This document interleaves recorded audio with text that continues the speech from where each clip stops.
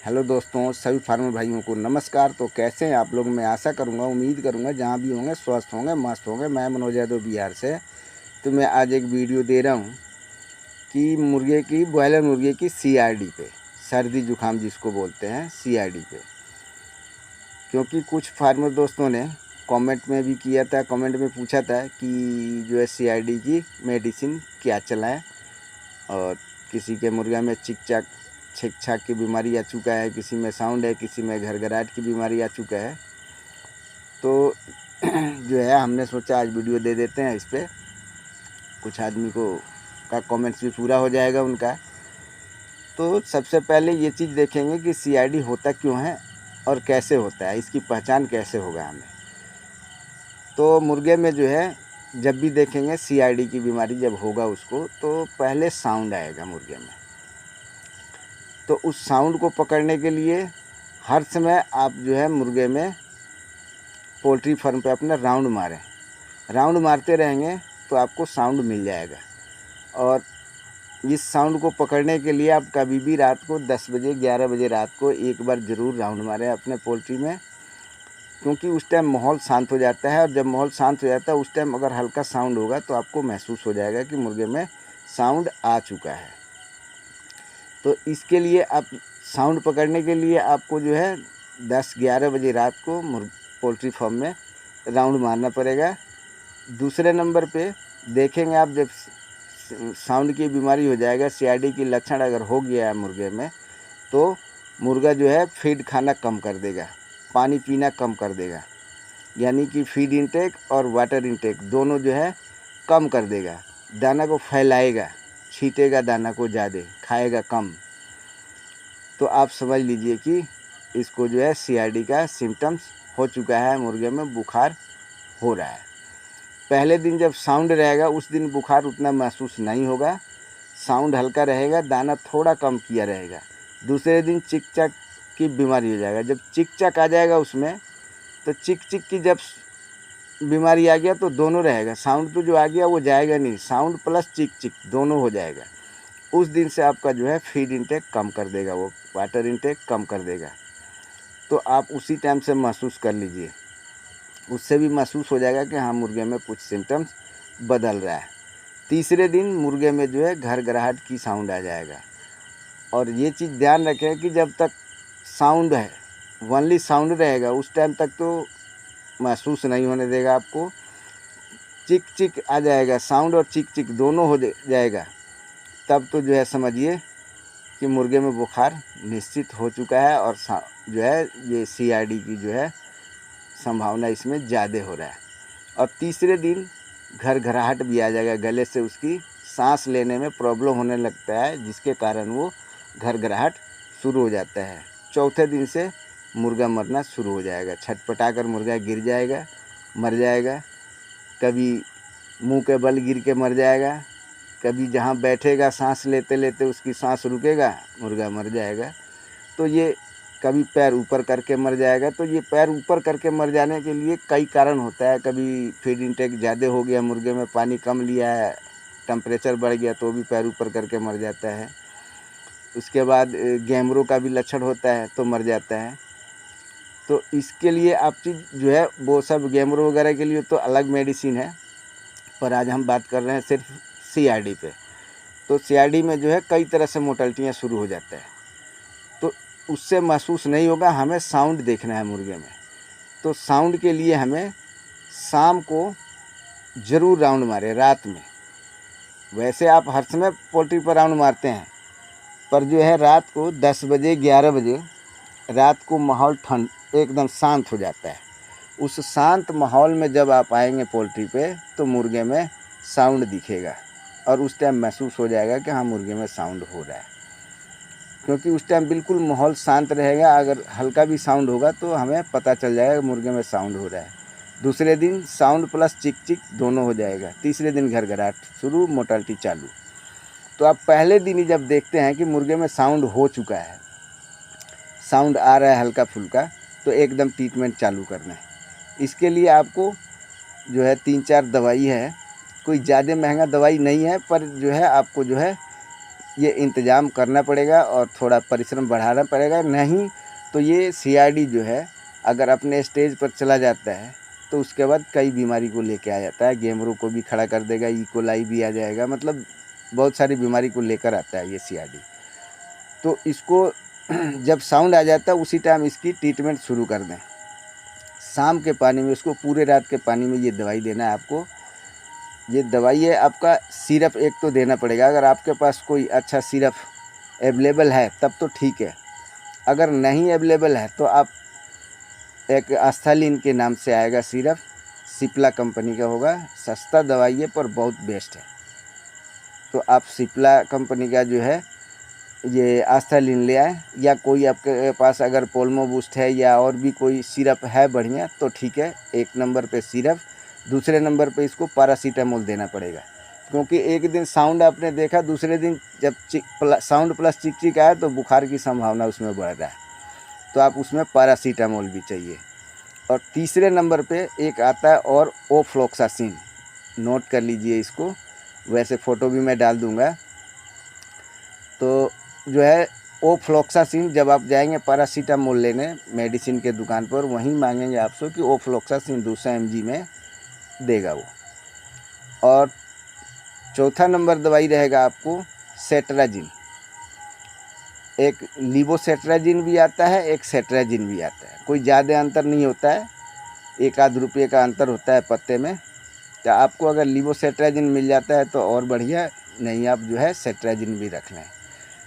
तो ये सिरप में जो है आप कफ सिरप जो आपके पास है या आस्थालीन ले आते हैं, उस सिरप में जो है ये पैरासीटामोल डालना है आपको। पैरासीटामोल की डोज रहेगा मतलब कि 50 ml के हिसाब से, ये 50 किलो बॉडी वेट के हिसाब से, ये 50 किलो बॉडी वेट के हिसाब से जो रहेगा, एक आता है आपको 650 mg में और एक आता है 500 mg में। अगर 650 mg में ले आते हैं तो 50 kg बॉडी वेट के हिसाब से कैलकुलेट कर लें अपना, और अगर 500 mg में ले आते हैं तो 40 किलो बॉडी वेट के हिसाब से कैलकुलेट कर लें, और उतना ही बॉडी वेट के हिसाब से आप ओफ्लॉक्सासिन दे दें और सेट्राजिन भी उसी हिसाब से दे दें, जिस हिसाब से आप जो है मतलब पैरासीटामोल जितने बॉडी वेट के हिसाब से करते हैं उतने किलो के हिसाब से आप ओफ्लॉक्सासिन और सेट्राजिन और कफ सिरप।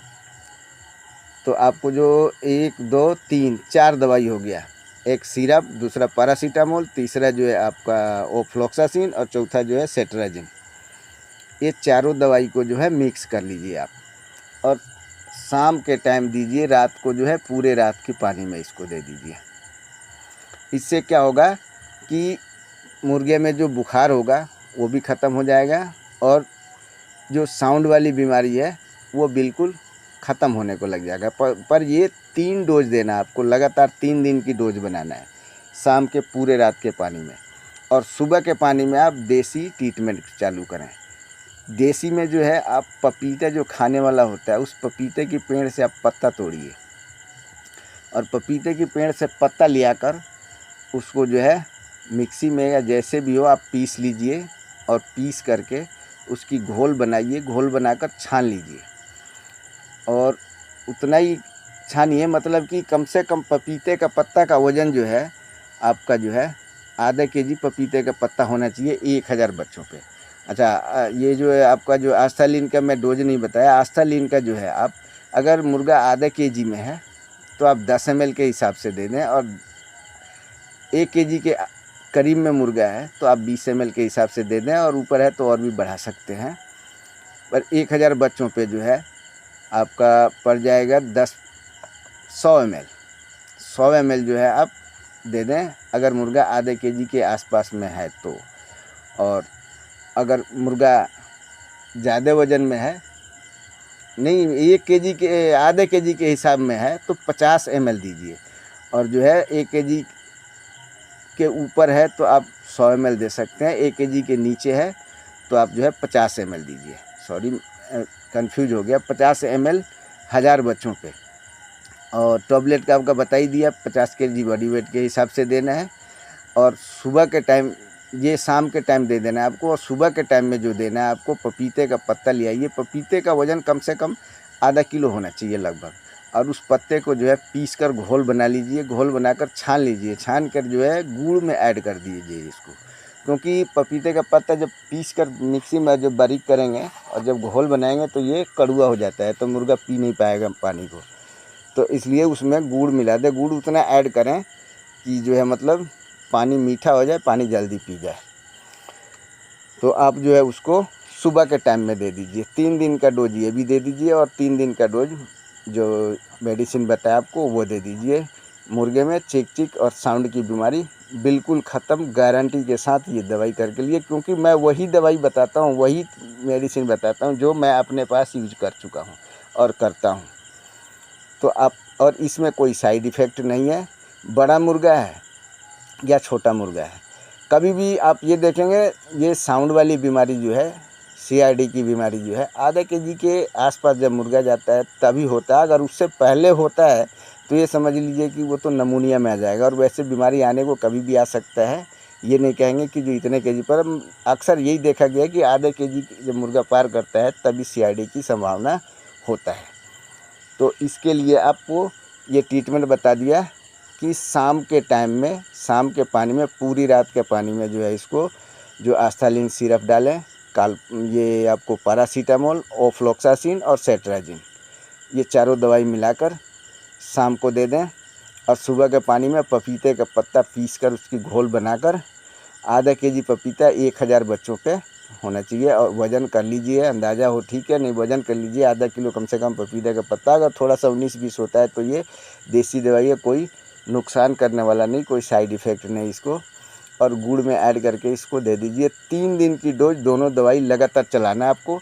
अगर ये 3 दिन की दवाई चला देते हैं तो 100% गारंटी के साथ आपका जो है CRD ख़त्म हो गया। और उसके तुरंत बाद जैसे ये 3 दिन का डोज ख़त्म होता है, आप मुर्गे में जो है लीवर, किडनी एक समय दें और दूसरे समय में इसको मल्टीविटामिन का डोज दे दें, ताकि मुर्गे में जो है फिर वापस एक्टिविटी आ जाए। और मुर्गे सिर्फ जो है मतलब एक्टिविटी वापस आ जाएगा। आप जब मल्टीविटामिन 3 दिन ये मेडिसिन चलाने के बाद फिर 2-3 दिन का डोज मल्टीविटामिन का चला दें। और दूसरे टाइम पर, एक टाइम पर मल्टीविटामिन, दूसरे टाइम पर लीवर, किडनी, ताकि मुर्गे में फिर दोबारा एक्टिविटी वापस आ जाए और मुर्गा ग्रोथ की तरफ चल दे। ग्रोथ में कोई नुकसान नहीं होगा। और ये दवाई आपका कभी भी काम करेगा, मुर्गा छोटा हो या बड़ा हो, सब में काम करेगा दवाई।